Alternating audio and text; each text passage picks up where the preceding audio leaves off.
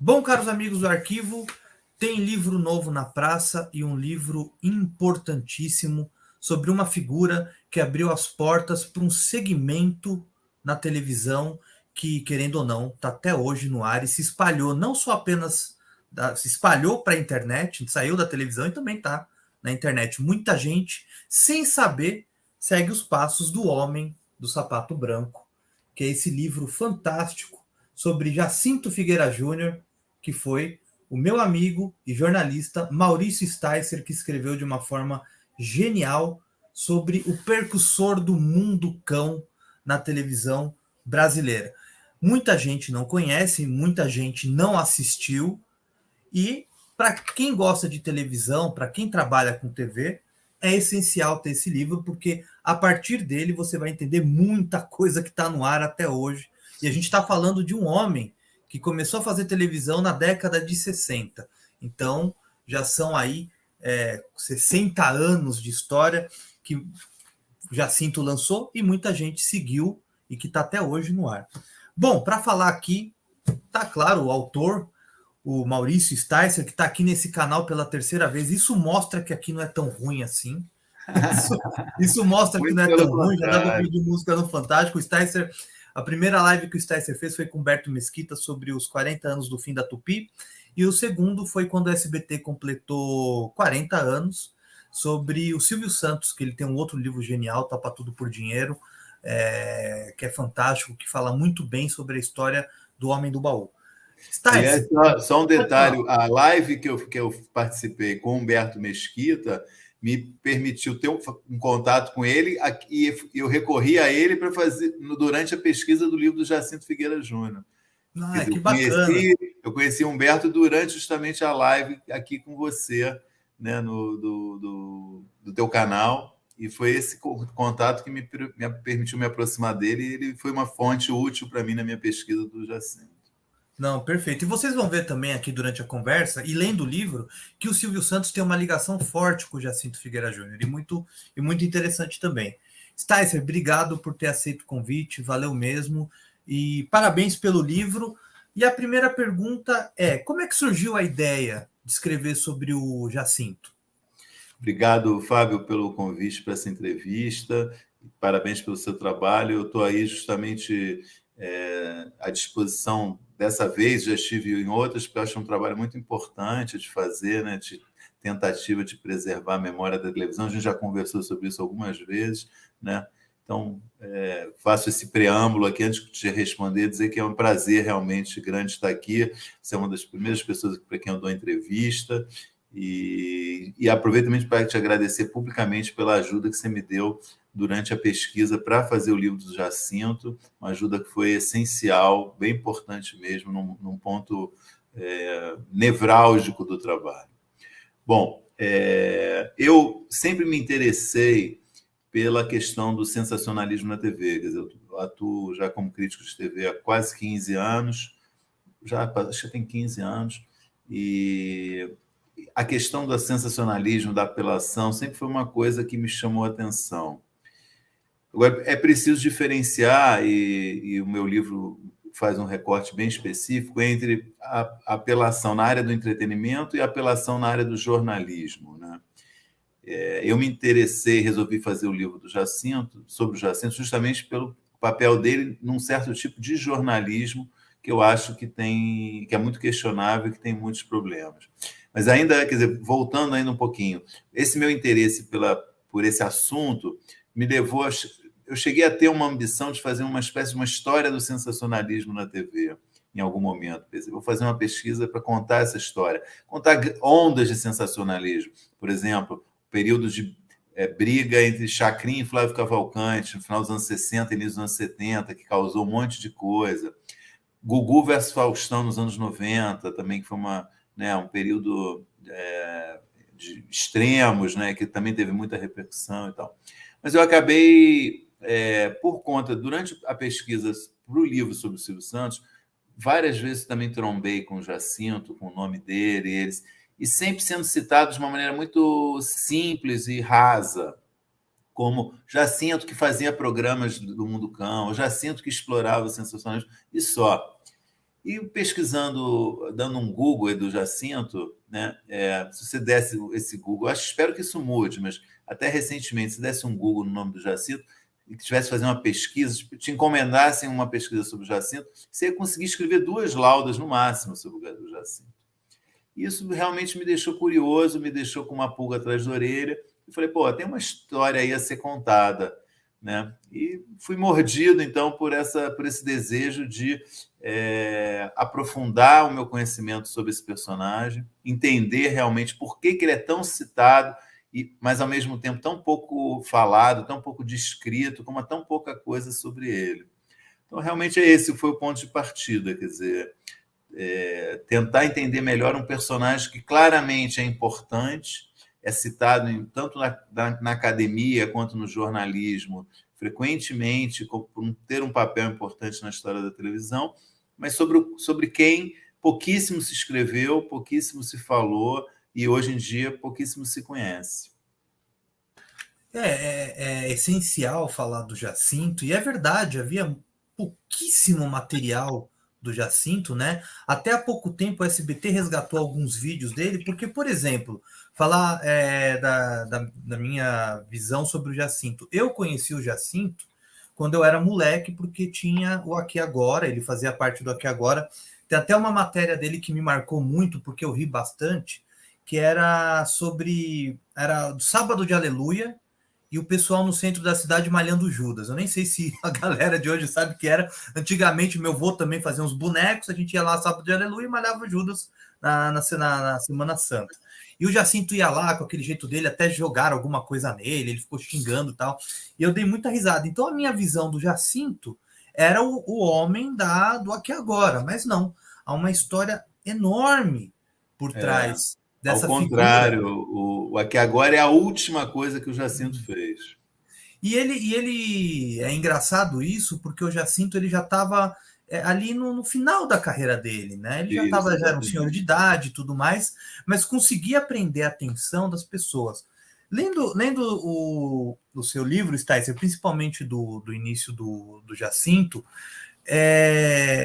você acha que as pessoas pisavam tanto nele porque era uma grande novidade, né? Porque ele foi o primeiro a fazer isso, a mostrar cirurgia, a trazer pessoas da rua, aquela coisa toda, ou porque havia aquele conservadorismo pré-ditadura militar, né? Porque ele começou a fazer um pouco antes da ditadura. Isso. O que era? Havia esse conservadorismo, mas as pessoas gostavam, ou de fato ele agredia mesmo a moral e os bons costumes? Não, não, a moral dos bons costumes, eu acho que ele não agredia. Eu acho que ele agredia o bom gosto, né? O chamado bom gosto, né? Agredia o que as pessoas esperavam que a televisão deveria mostrar, né? Não o que as pessoas, o que talvez a mídia, né, esperasse de um programa de televisão, né? Eu até faço uma breve, né, uma introdução a essa ideia de bom gosto e mau gosto na televisão, né? No início dela, né? A ideia de que a chamada fase elitista da televisão, né, que é de 1950 até 1962, mais ou menos, que é a época dos teleteatros, que tinha até ópera na televisão, mostrando que essa é uma visão um pouco redutora do que era de fato a televisão, que já tinha programas populares, já tinha programas que não eram tão de bom gosto quanto se costuma dizer, né? O que o Jacinto acho traz de novidade, primeiro como produtor, né, desse Câmeras Indiscretas, primeiro, antes do Câmeras Indiscretas, ele é produtor da TV Cultura Geral, mostrando a exibição dessa cirurgia do transplante de córnea, né, em 1961 ou 62, já não me lembro mais, que causa uma comoção na televisão. Você imagina a transmissão na televisão de uma cirurgia, né? Ele dizia que isso deu 82 pontos de Ibope. Ele falou, eu tenho em casa o Ibope. Eu não tenho como comprovar, mas, de fato, pela repercussão, foi uma coisa muito grandiosa. Eu acho que eram assuntos que as pessoas não viam na televisão. Acho que esse é o grande mérito, realmente, né? O primeiro mérito dele, né? Trazer assuntos que não eram exibidos, que não faziam parte do repertório da televisão. O Cleri Cunha, que é uma das fontes do meu trabalho, né? depois virou cineasta, que trabalhou com o Jacinto, ele usa uma expressão muito boa para mostrar essa ambição que o Jacinto tinha nesse início dos anos 60, que era levar o cinema para a televisão. Eu gosto muito dessa imagem, né? Quer dizer, a ideia de que você tinha que levar a realidade para a televisão, né? A televisão tinha que tirar o fraque, a cartola, né, e ser uma televisão mais popular, mais real, mostrando mais a realidade das coisas. Óbvio que ele fez isso de maneira exagerada, né, muito criticável tudo que ele fez, mas ele tinha um olhar, uma visão que eu acho que é muito interessante e original para a época. Até é interessante falar, né, Stasser, que a vida do inventor do Mundo Cão. O Mundo Cão surgiu por conta de um documentário italiano, Mondo Cane, né? Exatamente. Que até você escreve no livro, tem aqui no livro, tá? Esse filme tá no YouTube. Para quem é sensível, com algumas imagens não é tão interessante assim. E que mostrava pela primeira vez ali um documentário de uma forma nua e crua sobre a cultura de vários países, né? Até a morte ali de animais com pessoas bêbadas andando na rua, né? Então, aquilo ali para a televisão realmente era um tabu, né? Numa época que todo mundo se vestia de smoking, como o próprio Flávio Cavalcante fazia o seu programa de smoking, né? Exatamente. Então, trazer aquilo era um choque. Mas, se foi um choque, por que todo mundo continuou? O que você acha? Você acha que o Jacinto ele conseguiu colocar essa novidade na televisão, mesmo criticado, mesmo as pessoas criticando, isso foi tranquilo para os olhos das pessoas, porque aí vieram outros apresentadores que faziam num jeito ou de outro que o Jacinto colocou no ar. Você acha que as pessoas foram se acostumando e aí virou tudo normal e o Jacinto foi o alvo porque ele foi o primeiro? Boa pergunta. Eu não sei se eu sei te responder. Queria primeiro só fazer uma observação que eu acho assim, o documentário Mondo Cane, uma das características dele, eu acho, é que ele quer intencionalmente chocar. Eu acho que ele é pensado para chocar, né?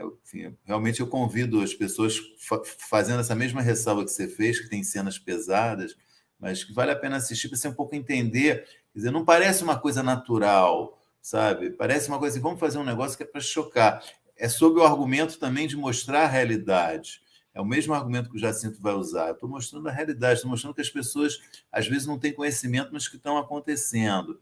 Mas tem ali por trás uma intenção que é, e além de se mostrar a realidade, que é de causar espanto, causar susto, causar nojo, causar tristeza, causar medo, né?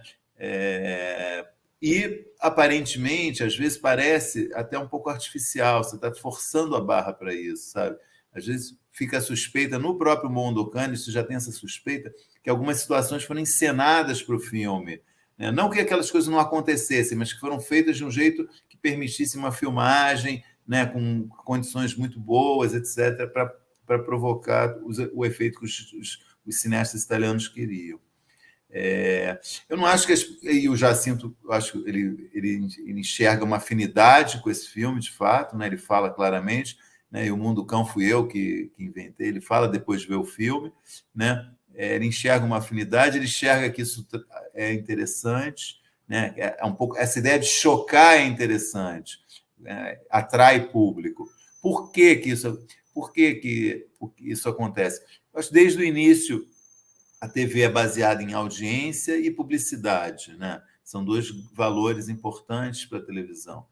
Esse tipo de programa, ele, de um modo geral, ele consegue ter patrocinador, que é até surpreendente, porque muitos hoje em dia quase não tem muito menos publicidade de patrocínio, mas ele tinha alguma publicidade, né? Eu fiz questão até de pesquisar isso, registro até o nome de algumas marcas que patrocinavam ele nos anos 60, mas, sobretudo, ele dá audiência, né? E a audiência é um valor, assim, em termos de marketing, de mídia, de um canal de televisão, a audiência é o maior valor que você tem numa TV aberta, né? Então, eu acho que isso que acabou, na verdade, sendo um estímulo para ele, para esse tipo de programa. Quer dizer, esses valores que você leva para a televisão ajudam a levantar a audiência, isso é indiscutível, né? esses aspectos que se leva, né, para a televisão. Então, acho que eu acho para mim vai por aí um pouco entender.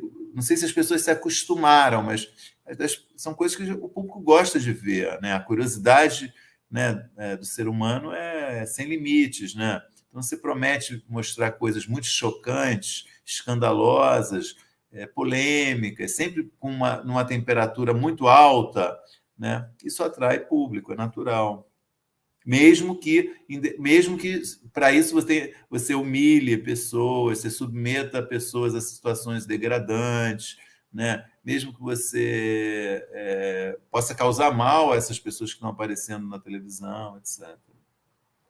Eu pergunto isso porque, na verdade, assim, primeiro, o que eu vou falar aqui não tira a questão do que eu acho que o Chacrinha é um dos maiores comunicadores que esse país já teve.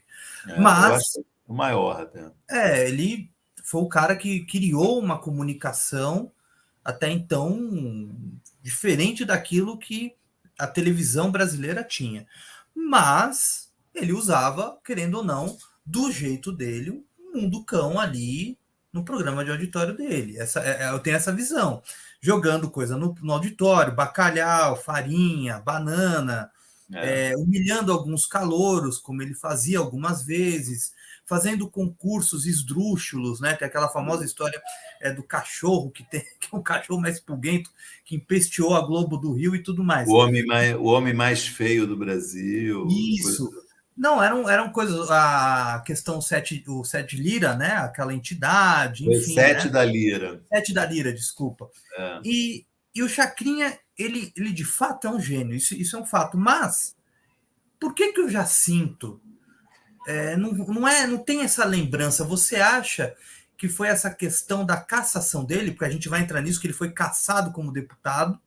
Você acha que essa questão da ditadura militar colocou ele em desgraça, mas esses Chacrinha, Silvio Santos, papapá, estavam ainda trabalhando na época da ditadura? Você acha que foi essa cassação que eliminou ele? Ou havia um preconceito genuíno por ele ter sido o primeiro? Não, talvez tenha havido um preconceito por ele ser o primeiro, mas eu acho que, de fato, ele é um cara que, primeiro, eu acho, como observei logo no início, eu faço uma diferenciação entre pessoas como Chacrinha e pessoas como Jacinto. Chacrinha sempre fez entretenimento, né? O Chacrinha não discutia política no programa dele, não discutia questões sociais importantes, como, né, violência, tráfico de drogas, saúde pública, etc. O Jacinto tratava de todos esses assuntos no programa dele. Eu acho importante fazer essa diferenciação entre o entretenimento e o jornalismo. Então, acho que, nesse sentido, o Jacinto incomodava muito mais, chamava muito mais atenção, né, do que o Chacrinha ou o Flávio Cavalcante e tantos outros que seguiram nessa linha do entretenimento. Dercy Gonçalves, etc. Quer dizer, o Jacinto está ali expondo. Só um adendo, desculpa, mas o Flávio fazia jornalismo também. Também, é verdade, você tem razão. O Flávio misturava as duas coisas, bem mais que o Chacrinha, é verdade. Tinha reportagens, tem toda razão. Perdão aí para os fãs do Flávio Cavalcante, essa minha observação. Foi ótimo você ter me corrigido. Mas eu acho que o Flávio também era um cara que ficava meio de olho, a censura sempre estava de olho nele, né? Mas o Jacinto, eu acho que ele incomodou pela temática, acho que ele incomodou pela atuação dele como deputado estadual aqui em São Paulo, que ele se mostrou um deputado que recebia 100 pessoas por dia para prestar tipo, assistência, quer dizer, um clássico deputado de perfil populista, né? Quer dizer, arrumava ticket leite, arrumava internação em hospital, dava cadeira de rodas, segundo alguns relatos, dava até dinheiro para as pessoas que iam pedir ajuda dele, né?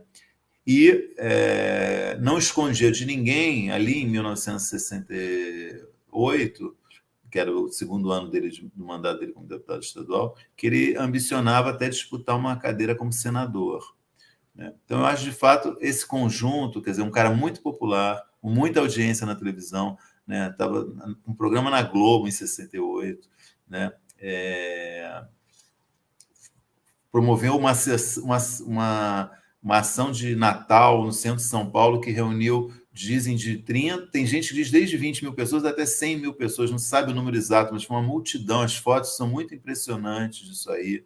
Quer dizer, tinha um poder de atrair grandes massas, né? Não era uma figura qualquer, né?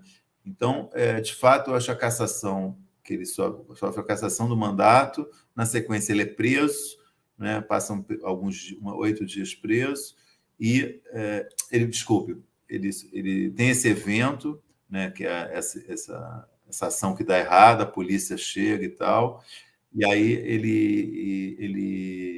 em janeiro ele é preso, e em março de 69 ele é cassado, perde os direitos políticos por 10 anos, a Globo também encerra o contrato com ele, e ele meio vira aquele cara que ninguém quer por perto, com raras exceções, né? Ele conseguiu manter um programa na Rádio Nacional de tarde, que era uma coisa que ninguém ouvia, mas ele entra realmente num período de ostracismo, quase como se a cassação, o que não é verdade, mas parecia que a cassação proibia ele de trabalhar.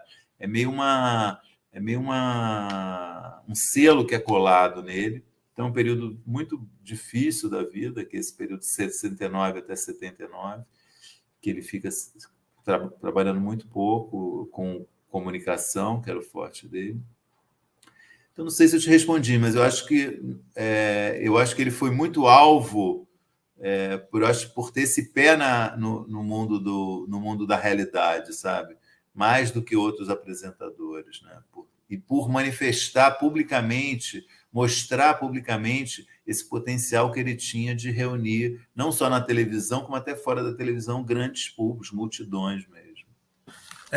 Então, acho que a gente pode dizer assim, se ele seguisse uma linha do entretenimento com jornalismo, talvez ele não seria tão esquecido assim, né?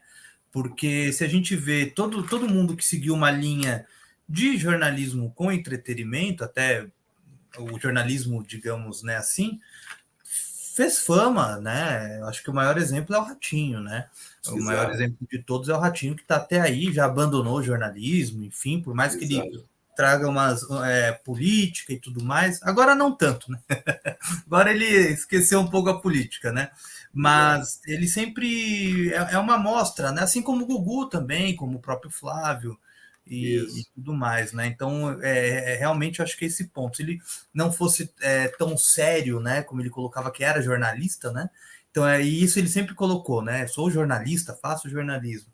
Isso, mas você fez uma observação muito boa no início, que é essa coisa, quer dizer, ele era um cara conservador, né? Claramente conservador, fazia um tipo de programa que agradava mais a um público conservador, era criticado por setores mais progressistas, mas ele justamente vai incomodar uma ditadura militar que era conservadora. Então, acho que essa é uma tensão muito interessante, né, que ocorre, muito surpreendente, de certa forma, que ocorre ali no final dos anos 60 e que acaba sendo decisiva negativamente para a carreira dele. É uma questão realmente a se pensar esse conflito que tem, né? Quer dizer, por que realmente a ditadura não gostava do Jacinto? Como o Costa e Silva, na sessão que vai caçar o Jacinto, fala que ele chama ele de uma calamidade para São Paulo, né? O Jacinto. Né? Por quê? Né? O que incomodava tanto? Pois é, né? E a única coisa que ele fazia, assim, não havia uma ameaça do Jacinto nenhuma. Como até você coloca no livro, ele era partidário. Ele nem entendia se era esquerda ou direita. Ele era eu especulo que era... a minha especulação, a minha hipótese era isso, que ele foi visto como uma ameaça, um novo Jânio Quadros que poderia estar sendo gestado na televisão e que ia resultar numa coisa maior na política. É a única hipótese que eu tenho. Tem saindo um pouco da televisão, indo mais para a pesquisa, tem uma coisa interessante do livro, que você não conseguiu encontrar muitos documentos até pessoais, textos que ele deixou, se familiares tinham alguma coisa da vida pessoal do próprio Jacinto, e você não encontrou. O curioso é que você achou muito, né, no Esta é a Sua Vida, né, do J. Silvestre, que, aliás, eu acho que é outro apresentador pouquíssimo lembrado, tudo bem, ele é de uma outra época. Ele ficou não, ele é contemporâneo do Jacinto. Ele é 10 anos, ele é alguns anos mais velho que o Jacinto, e atuou de forma contemporânea, Jacinto. Ele ficou, o Jota Silvestre fez uma volta rápida em 97 na Manchete, com aquele Domingo Milionário. Então, assim, seria interessante um dia alguém, até o Sticer, quem sabe, procurar um pouco mais sobre o Jota Silvestre. Se você não conhece, procure, porque realmente ele foi um grande apresentador para a época dele, principalmente no Esta Sua Vida, como você fala, o arquivo confidencial da época. O que você poderia dizer? Você que falou com os familiares, ele realmente não guardava nada ou se perdeu? Porque fica, às vezes, até uma figura misteriosa, né, em torno dele. O que aconteceu? Você faz ideia? Olha, assim, acho que tem uma primeira questão. O Jacinto nunca se casou formalmente, né? Ele viveu com algumas mulheres em diferentes momentos, não teve filhos, né? Quer dizer, também não deixou herdeiros. Era um cara da noite, sempre foi um cara da noite. Assim, a primeira entrevista que ele dá, em 1963, que ele é tratado já como um produtor importante da TV Cultura, e as pessoas querem saber quem é esse cara. A primeira pergunta para ele várias coisas, qual é o seu hobby? Ir nos inferninhos, vou nos inferninhos todas as noites, ele fala isso, né? Quer dizer, ele é um cara da noite, um malandro, entre aspas, no bom sentido, como ele é descrito pelas pessoas que conheceram ele nos anos 50, né? Aquela coisa, não do malandro para o lado do crime, como a gente hoje pensa, o malandro daquele tipo de boemia, né? Que se compara, tipo Nelson Gonçalves, que também é do Paris, foi criado no Paris, ele é nascido no Rio Grande do Sul, mas foi criado no Paris. O malandro da boemia, né? Da noite, da música, ele queria ser músico, né? Então ele é um cara assim um cara um personagem diferente mesmo, né? Não é um cara que de poucos amigos também, né? Um cara tem apenas de como herdeiros tem 2 sobrinhos, quer dizer, é uma família muito pequena também, um núcleo familiar muito pequeno, pai, mãe, 2 filhos, né? Não encontrei registros significativos de parentes além desses, tio, tia, muito próximos, muito poucos. E basicamente me ajudaram bastante os 2 sobrinhos, que são os filhos do irmão dele, né? O irmão Valdemar, que são a Miriam e o Elvio, que foram muito gentis comigo, me ajudaram muito na pesquisa, me ajudaram a confirmar ou desmentir ou questionar diferentes histórias, apresentar a versão deles para várias histórias, que também tem histórias muito polêmicas, que eu queria ter uma visão da família para essas histórias. Mas eu pedi para eles o que eles tinham alguns poucos recortes realmente guardados, muito pouca coisa documentada, algumas fotos que estão no livro, inclusive, tem uma foto dele criança, tem uma foto dele adolescente, uma única foto dele com o irmão, que também está no livro, conhecida, e uma foto que é um recorte de jornal do primeiro grupo dele, o Júnior e seus Cowboys, né, que são raridades. Algumas aparecem no Essa é Sua Vida do Jota Silvestre, as principais aparecem dessa fase da infância, e hoje estão, até onde eu sei, elas ficaram com a SBT, mas foi a família que cedeu para a televisão para elas serem usadas, essas imagens. Outra coisa interessante que eu até queria te perguntar, a Globo provavelmente não tenha nada guardado, mas nem foto, nem nada. Eu não sei se foi feito. Não, foto eu achei uma imagem espetacular, que é o anúncio que a Globo publicou na Folha no dia da estreia do Jacinto. Né? Isso é um anúncio, muito legal. Eu gosto muito também dessa história, porque o anúncio apresenta o Jacinto praticamente como profissão repórter. Assim, é um cara. Pode mostrar? Pode, lógico. Você quer que eu mostre aí? É isso aí. Opa, peraí. Ai, caramba. Abaixa um pouquinho. Aí, exatamente. Aí dá para ver perfeitamente. Esse anúncio saiu na Folha no dia da estreia, que eu acho que um dia de maio de 1968, se não me engano. E aí fala o impacto da reportagem, a dimensão do fato, empolgante como nunca. E o que eu acho interessante é que, se você conversa com pessoas que trabalharam com ele nessa época na Globo, até chefes dele, todo mundo diz, não, a gente só contratou o Jacinto porque dava audiência, a Globo precisava de audiência, estava mal naquela época ainda, estava começando, tinha pouca audiência. Mas na hora de vender ele para o grande público, é tratado como um grande jornalista, né? Interessante. Mas A única coisa que eu achei realmente dele na Globo é isso. Eu acho que tem uma outra foto, mas pouca coisa significativa, realmente. Tem um verbete no Memória Globo, honesto, não é escondido, quer dizer, ele não está escondido, Jacinto, né? A Globo assume, né, que ele trabalhou lá por um período de 1 ano e pouco. Tem ali informações essenciais, mas é pouca coisa, realmente. Mas não rejeita o filho, não nega o filho, entendeu? É um filho. Ele tinha uma certa mágoa, realmente, né, da Globo, especialmente do Boni, reclamava muito e tal, que ele acha que não teve o reconhecimento da Globo que merecia por causa da audiência que ele dava para o canal.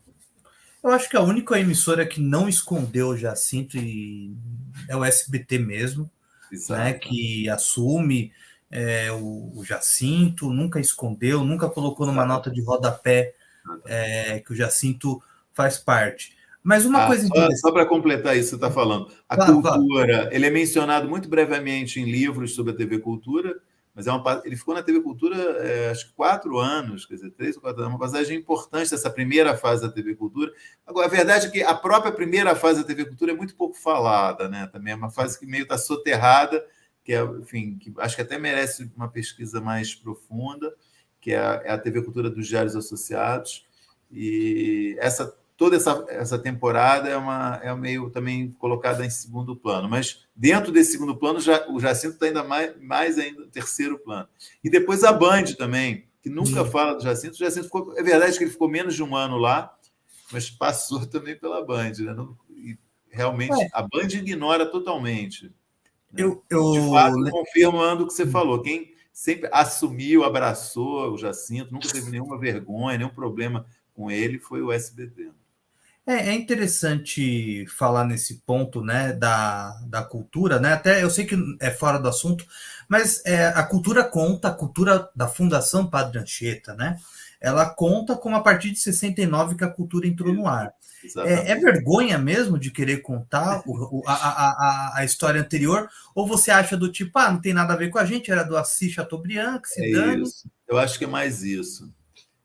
Eu acho que eles não têm a obrigação, realmente, porque são 2 televisões totalmente diferentes, né? Quer dizer, uma foi de 61 a 67, meados de 67, é vendida, aí fica fora do ar, acho que mais de 1 ano, e aí quando volta tem um outro dono, né?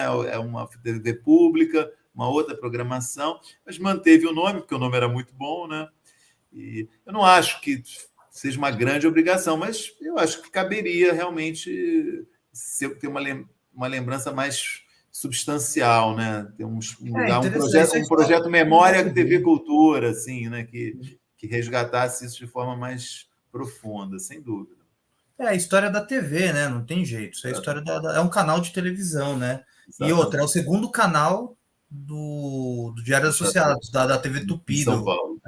Então é muito, muito interessante isso. A gente falou do Jacinto, né? É muito interessante isso, né? O Jacinto, ele começou ali, ele pegou a Globo em São Paulo, que precisava de audiência, né? Que ele foi lá, impulsionou a Globo, depois a Globo, por seus méritos, se tornou a primeira colocada, e o Jacinto volta, ok que ele volta na TV Record, mas de forma nacional, ele volta, digamos assim, no início do SBT, quando o SBT entra no ar em 81, e aí volta o programa do Homem do Sapato Branco, que aí é transmitido, né, para quase o Brasil, para as emissoras. A estreia dele, né, que é, deixa eu falar o dia exato para a gente não falar, 10 de novembro de 79, né, quando ele estreia, ainda é TV Record em São Paulo e TVS no Rio. Né, e realmente não sei se ela realmente o programa teve um alcance nacional nesse início, até a estreia do SBT. Né, mas ela passa em outros lugares também. Eu considero que é nacional, porque estando em São Paulo, estando no Rio, já em 1979, você já ocupava, sei lá, talvez 40%, 50% do mercado, né? Então, é uma exposição grande que o Jacinto tem. E é na Record justamente porque o Silvio é dono de 50% da Record. É por esse motivo que ele está lá, né, o programa na Record em São Paulo. Né? O Silvio era dono da metade do canal, até ser vendido. Tem registros dessa época, dele antes do SBT? Sim, tem Legal. várias fotos, muita matéria foi feita. E mesmo eu acho que as imagens que hoje o SBT tem eram. Porque o SBT que gerava. A TVS, a empresa do Silvio que gerava o programa. Uhum. Então, eu acho que pertence tudo a ele. Tudo que foi feito Tá pertence a lá. ele, da segunda fase, né? É, A, e a pergunta que eu queria fazer é que você acha que ele sempre foi usado como isca de audiência e depois que conseguiu uma estabilidade, tchau? eu acho que ele foi usado como isca de audiência, sim, mas eu acho que nessa volta ao SBT deu errado. Né? Quer dizer, deu errado não por causa de. Primeiro, assim, a audiência dele foi abaixo do que eles esperavam, porque eu acho que tinha competição do povo na TV de tarde, que era um programa. Na verdade, talvez o Jacinto pudesse ter sido parte do povo na TV, né? Eram programas com perfil, de alguma forma, semelhante. Né? Só que o povo na TV teve um impacto muito maior, até porque era uma coisa nova, né? O Jacinto já era uma coisa que estava voltando, né? Já não tinha o frescor da novidade. E era Né? O muito mais Jacinto já não dinâmico, era mais né? jovem. Hã? E era muito mais dinâmico, era uma coisa muito O mais povo na TV, acelerada, exatamente. né? Exatamente. Muito mais dinâmico, muita gente, né? Muita gente fazendo vários quadros diferentes.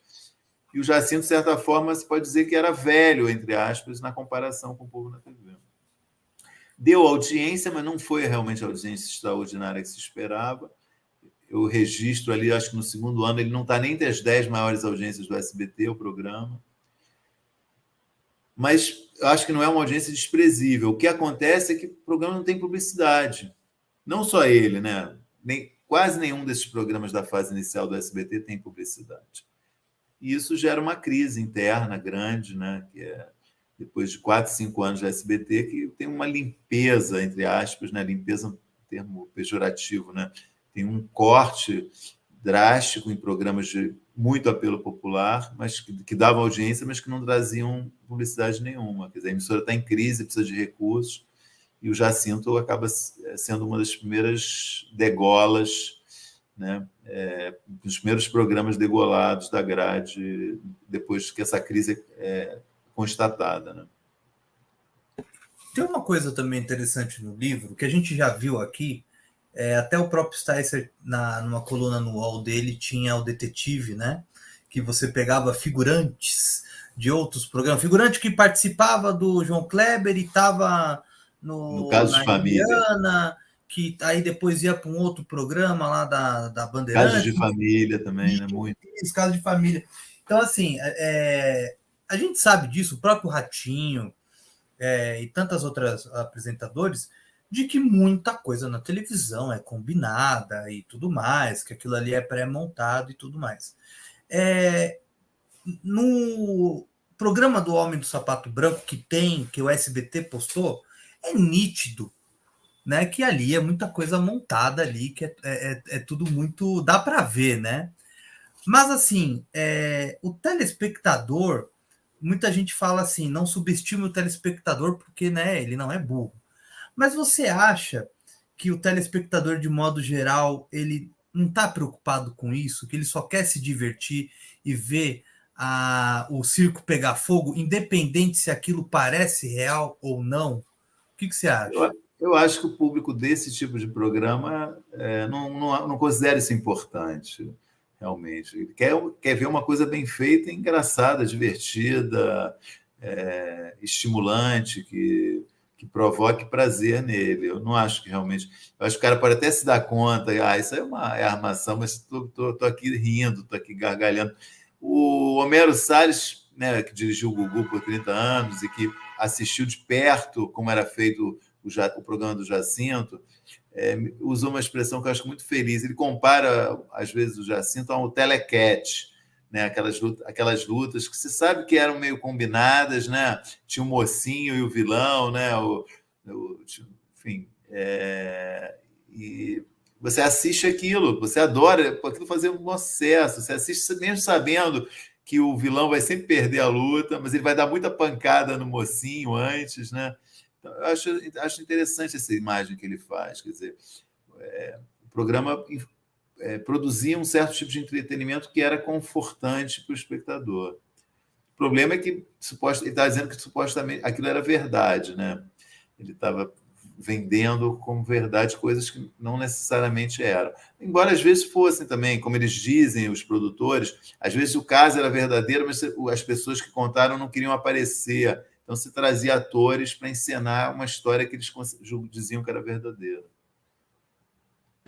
Tem, dando um pulo, indo para outro personagem, até que, queria falar disso, porque o Jacinto, o programa O Homem do Sapato Branco, acabou nos anos 80, no início dos anos 80, o SBT, e ele não voltou mais a ter o programa, voltou no Aqui Agora como cronista, né? O cronista do absurdo, né? Isso, na O década de repórter. 90.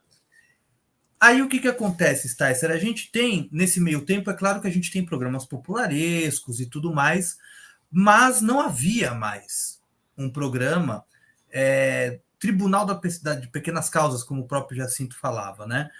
Vem o Ratinho, em 97, e ele faz aquilo pior do que o Jacinto. Pior. Eu acho que é pior que o Jacinto, porque tem auditório, tem banda, é um circo, né? E aí o Ratinho vai no horário nobre e estoura na audiência. Aquele boom que o Ratinho deu ali no final dos anos 90, até quando ele foi para o SBT, ele continuou batendo na Globo e tudo mais. O que aconteceu? Você acha que o público estava sentindo falta mesmo? Que o caminho para você ter um boom de audiência é ter um gap de que o programa saia do ar para depois ele voltar com piorado, e é isso aí, o povão adora isso mesmo.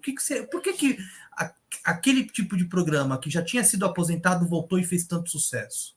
Então, isso era justamente quando eu te falei, era uma das minhas intenções, era justamente a minha intenção inicial era fazer uma pesquisa desse tipo, tentar entender melhor essas ondas, sabe? Esses fluxos e refluxos desse tipo de programa. Eu acho que assim, o que eu vejo que acontece é que existe muita pressão, tanto da sociedade quanto da mídia e às vezes do Estado contra o sensacionalismo, né? Então tem momentos em que há muita pressão e é uma coisa, quer dizer, quando essa pressão é eficaz, é cansativo e ruim para as emissoras de TV que estão exibindo programas desse tipo, né? A última que teve, né, no final da década de 90, era aquela campanha, não, quem financia a baixaria contra a cidadania, não era isso? Né? É uma coisa desgastante, né? Mesmo que você não consiga ter um efeito imediato, é ruim para a imagem das emissoras. Então, eu explicaria essa volta como isso, dentro de um contexto de ondas de vai e vem, mesmo de fluxo e refluxo, né? De uma coisa que é uma vocação da TV, né? Que é fazer coisas que chamem muita atenção, deem audiência, né? Mas, digamos assim, ela é policiada, coibida, reprimida por diferentes forças que estão aí em atuação, né, na sociedade, na imprensa e, às vezes, em órgãos do governo. Não, eu acho que não de forma eficiente, mas que essa pressão existe, sempre existiu. No livro eu documento muito a pressão que o Jacinto sofreu, né? E hoje também tem a internet, né, Sticer? É uma coisa assim que, digamos assim, a baixaria, o sensacionalismo e, digamos, o brutal tá na internet, né? No Twitter, Migrou, né? em sites. Você consegue ver aquilo que hoje em dia as televisões não mostram mais, né?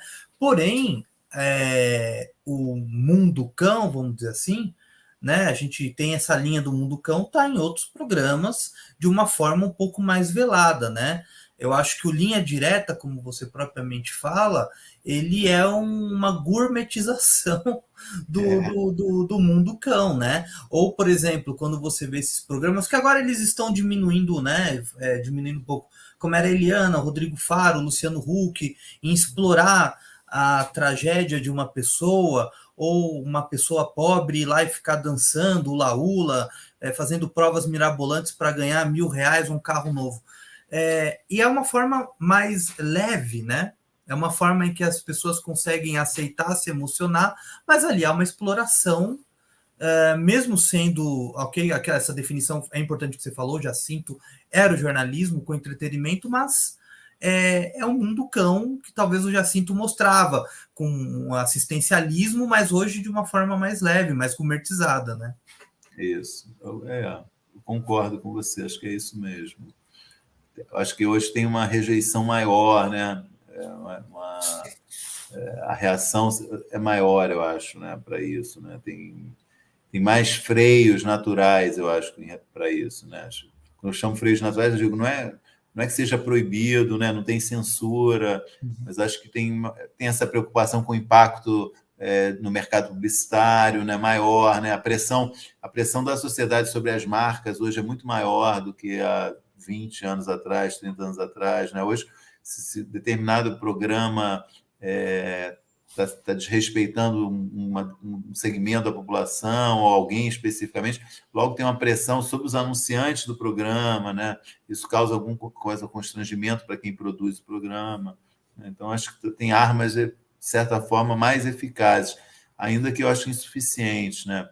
Eu tenho uma grande questão para mim, que eu acho que os programas jornalísticos, por serem... Qualquer programa que se autodenomine como jornalístico, ele não é submetido à classificação indicativa, né, de horário. Então, você pode exibir programas jornalísticos em qualquer horário do dia, não tem nenhuma restrição. E esses programas policiais, né, que são jornalísticos, eles frequentemente exibem coisas muito pesadas em qualquer horário, né? Eu acho que essa é uma discussão que a gente precisava ter, né? Pode mostrar batida policial ao vivo, polícia perseguindo ao vivo, por exemplo, né, criminosos nas ruas de São Paulo às 3 da tarde, né? Não tem, isso não é perigoso? Não pode ali sair um tiro, morrer alguém ao vivo na televisão? Isso não vai chocar essa audiência que está ali, né? A audiência que está na televisão às 3 da tarde? Eu acho que isso é uma questão que caberia discussão, na minha opinião. Não, e é importante mesmo, porque o Fantástico está dando uma guinada para ser um policialesco, né? Muitas matérias policiais, não é nem questão. Não estamos aqui pagando de conservador, mas teve uma matéria que o Fantástico fez sobre pessoas desaparecidas, né? A procura, a busca de pessoas desaparecidas. E eles acompanharam duas mulheres que estavam atrás, eu não me lembro se era do pai ou do irmão, e a delegada, enfim, dá a notícia de que essa pessoa foi encontrada morta. E o Fantástico utiliza o áudio do desespero dessas duas mulheres ao saber da morte do parente. Eu me pergunto, há necessidade? Há uma necessidade de mostrar um negócio desse? Então, assim, é muito complicado. Eu li na Folha, a gente está gravando isso em junho, né? A Folha fez uma matéria excelente sobre o livro do Sticer, e eu vejo que você falou assim na matéria, na entrevista da Folha, que você colocou assim que o Linha Direta caminha por um lado diferente das outras produções que estão no streaming de True Crime e tudo mais, caso Evandro, que é uma coisa muito mais jornalística do que Flor de sensacionalista. Lis, a série Aí eu, da Globo sobre Flor de Lis, por exemplo. sim, aí eu te pergunto, o público que vê a TV aberta, né? Teria paciência para isso? Será que o público realmente não quer ver uma linha direta mostrando a reconstituição de um estupro? Essa é uma discussão que vale para tudo na TV, né, Fábio? Eu sempre defendi que você não deve dar para o público só o que o público espera que você dê. Você tem que arriscar um pouco, você tem que oferecer produtos que o público não está acostumado a ver de vez em quando, né? Eu acho muito improvável que uma série como Flor de Lis ou uma série como o Caso Evandro fosse rejeitada na TV aberta. Poderia não dar, talvez não dar um pico de audiência, talvez não desse a mesma audiência que um linha direta dá, mas eu acho que tem qualidade, né? Sendo bem feito, né? Acho que tem qualidade. Mesmo uma coisa, eu até tenho críticas quanto a chamar de documentário, mas a série sobre aquele Gabriel Monteiro, também do Globoplay, era um ex-policial, ex-vereador do Rio, foi preso, uma série em 4 episódios, também está no Globoplay. As duas que você citou e essa que eu citei, acho que caberia perfeitamente no TV aberta à noite, nesse horário, mesmo nessa segunda faixa, ali na faixa, né, do Globo Repórter, do Profissão Repórter, e também tem uma faixa ali para documentários policiais, né? Não vejo o porquê. Se não, pelo menos podia se tentar, né? Eu acho que esse conceito, o público não quer ver. Eu acho um pouco cômodo você falar isso, né? Eu acho que cabe arriscar um pouquinho, né? Cabe sair do óbvio, cabe não oferecer apenas o que você acha que o público quer.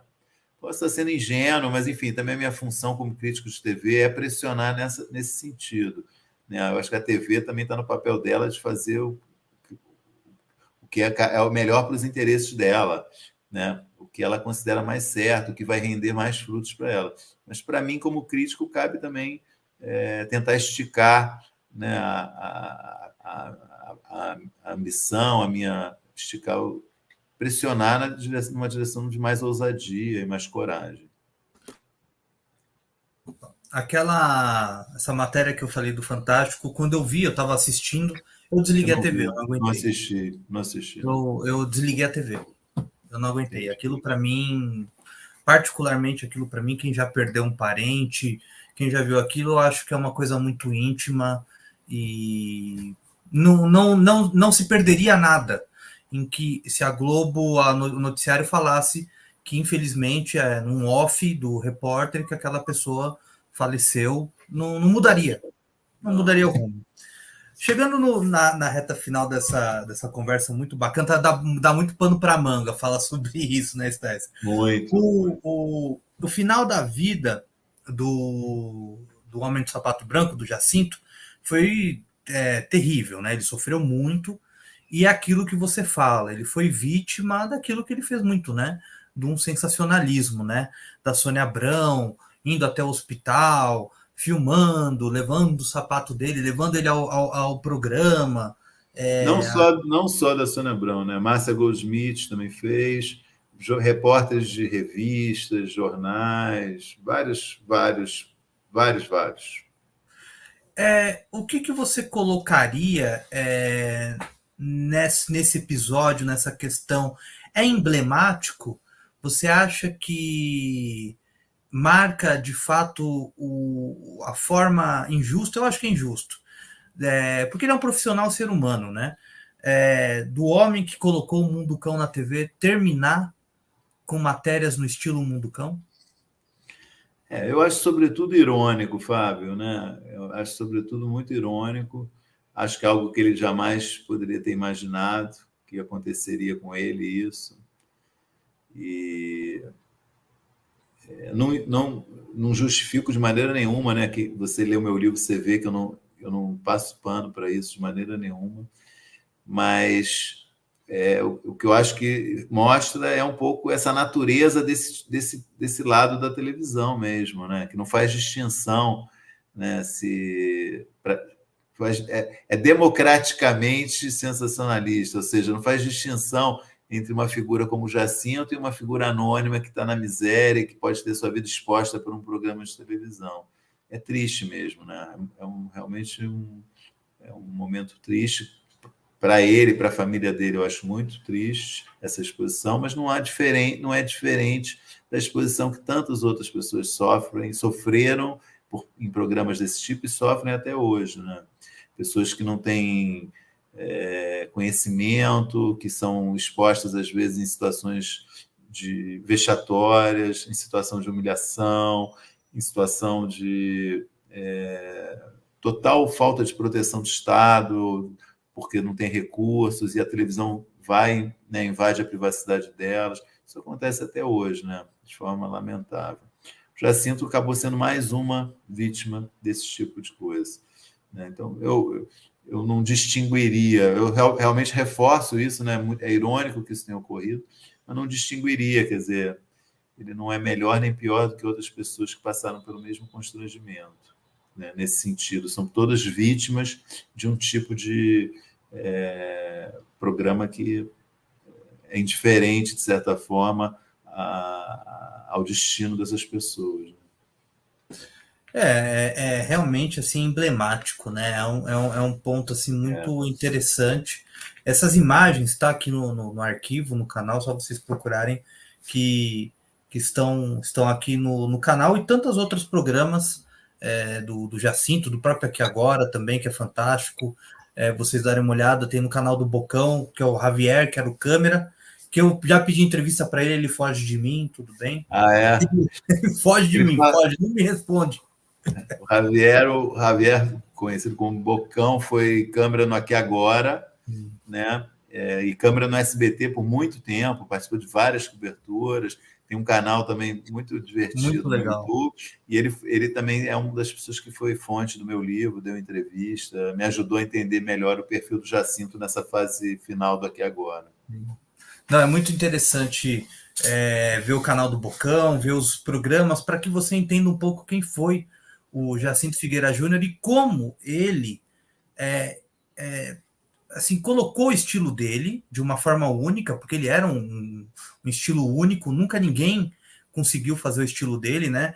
Tem uma entrevista do Jô Soares que é fantástico, que o Jô Soares, assim, é o que você falou, né? É o único que fala, você é um cínico, né? Tipo, o jeito que ele falava, e ele levava na boa, assim, ele instigava e depois apaziguava, né? Era um negócio, assim, fora do comum. Único mesmo.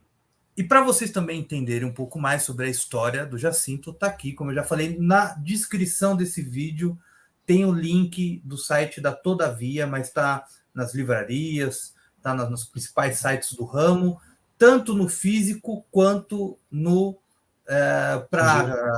digital, né? Online, né? Esqueci agora, para você tem E-book, Kindle, né? tem o E-book. e-book, isso, e-book. Então já tô meio atrasado nessas coisas aqui, ó. Mas eu gosto desse daqui, do físico. E Sticer, parabéns mais uma vez por você ter feito esse livro. Para quem é pesquisador, para as futuras gerações que vão estudar televisão, vão ter que ter esse livro em mão, porque ele é um documento sobre uma pessoa que fez a história da televisão e principalmente criou um estilo que contaminou tantos outros programas, seja no jornalismo ou seja no entretenimento. E Sticer, fico muito feliz de ver o meu nome aqui nos agradecimentos. É uma honra poder ter de algum jeito ajudado você nesse projeto. Mas assim, eu queria falar uma coisa também, que o Sticer fez um texto muito bacana sobre o Neto, que foi publicado na Folha no dia 27 de abril, no impresso, um dia antes no blog, na coluna online, né? Falando do trabalho do Neto, falando da importância que o Neto teve nesse resgate da memória, até me citando. Então, assim, isso mostra o quanto você não é apenas um bom profissional, você também é um grande ser humano por você prestar atenção em tudo que você vê, em todos os colegas que estão com você, de você valorizar o trabalho de tantas outras pessoas, inclusive a minha, do Neto, e de tantos outros colegas que fazem esse trabalho, que a gente vai levando, e você ter esse carinho e respeito, né?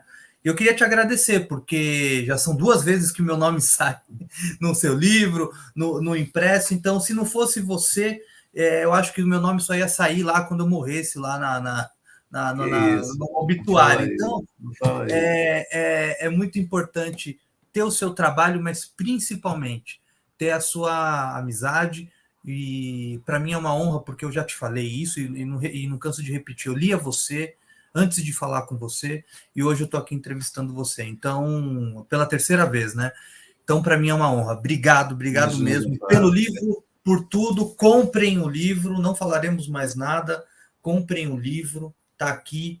Vocês vão curtir, porque o Sticer ele fala de uma forma assim direta, fácil, e que você vai conseguir entender não apenas a história do Jacinto, mas assim das emissoras, de uma época, da política, quando ele foi caçado na época do AI-5. Então, é importante. Você que é jovem, que nunca viu Jacinto no ar, compre o livro, que você não vai se arrepender. Está aqui na descrição do vídeo. Sticer, mais uma vez, brigadão. Eu que te agradeço, Fábio, e essa menção que você fez aí, tanto de eu já ter falado do seu trabalho, ter falado do trabalho do Neto e de outros, é porque eu considero, assim, eu me interesso muito por história da televisão, né? Quer dizer, acho que não é possível você entender, né, o presente sem conhecer o passado, né? Não pode ignorar o passado. E o trabalho de preservação, ainda que feito às vezes, né, de forma quixotesca por alguns abnegados, não seja o ideal, é um trabalho essencial, né, que precisa ser enaltecido. Então é isso, a minha preocupação. Estou sempre de olho, né, no que eu posso ver do passado da televisão para justamente muitas vezes escrever sobre coisas dos dias atuais. Então realmente não é nenhum favor que eu faço quando eu elogio o trabalho de pessoas como o Neto e como vocês fazem, é um trabalho fundamental. E agradeço demais essa entrevista, foi ótima. Muito obrigado aí também pelas palavras sobre o livro, fico muito feliz que você tenha lido com tanta atenção e tenha sido tão agradável para você a leitura. Muito feliz mesmo, cara. É uma pena que acaba, né? Li em uma semana, deveria ter parado um pouco. Li uma semana, você devora o livro, não tem jeito. Que bom. Não é porque você está aqui, não. O livro é muito bom e está Muito recomendado. obrigado, Fábio. E para você que assistiu até agora, muito obrigado, valeu mesmo. E como eu te falei, na descrição do vídeo está o link para você adquirir o livro do Sticer e também nas melhores livrarias está lá para você comprar esse livro que é importante para você ter na sua estante, como eu tenho aqui na minha. Muito obrigado, valeu mesmo e até a próxima. Tchau. Os senhores é que irão tirar as conclusões de tudo aquilo que foi apresentado na noite de hoje. Na próxima semana, nós aqui estaremos com mais um programa do Homem do Sapato Branco. Boa noite, telespectador.